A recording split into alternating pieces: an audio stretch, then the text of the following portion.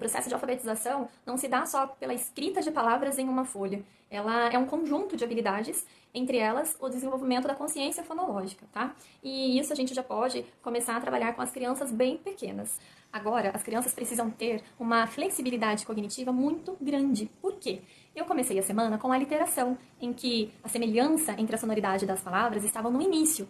Agora eles têm que ter a percepção de que a semelhança da sonoridade está no fim, e isso requer uma flexibilidade cognitiva. Só que as crianças estavam muito focadas no que eles aprenderam com a literação. Então foi mais difícil do que vocês imaginam, tá? Para que eles consigam não desconstruir o que eles aprenderam, mas acrescentar mais um conceito naquilo que eles já sabem, mas mantendo uma certa flexibilidade, tá?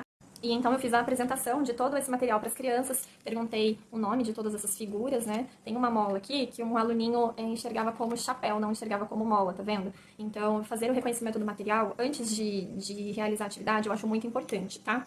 Aí, começamos então com a compreensão de que as palavras possuem unidades sonoras, tá? Partindo do nome do aluno da sala, chamado João, eles não teriam autonomia para fazer essa percepção da rima sozinhos. Então eu trabalhei com bastante pistas para que eles percebessem a sonoridade no final da palavra. A dinâmica da atividade foi mais ou menos assim. Cada criança recebeu uma cartinha e eu coloquei uma carta na mesa para dar início à atividade. Coloquei a carta do pato. Então a gente fazia essa segmentação da palavra usando os dedinhos para contar a quantidade de sons. Então, pato, aí eu falava para eles, vamos lá, crianças, pá, to. Tem quantos sons? 2. Tem o pá e tem o to. O to é o som final dessa palavra. É nele que nós vamos pensar. Vamos procurar uma figura que tenha o som do to no final, para ser igual ao pato.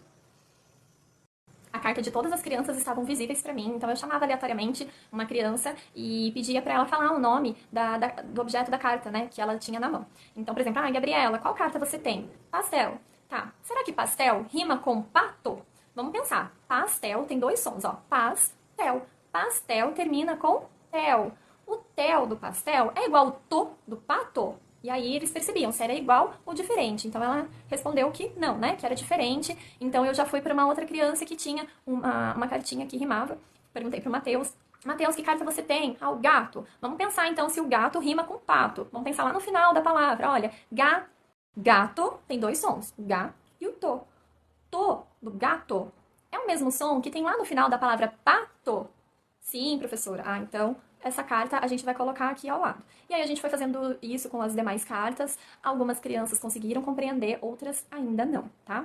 Mas tá tudo bem, porque são as primeiras experiências, né? E ainda há muito que ser construído no raciocínio deles, tá bom?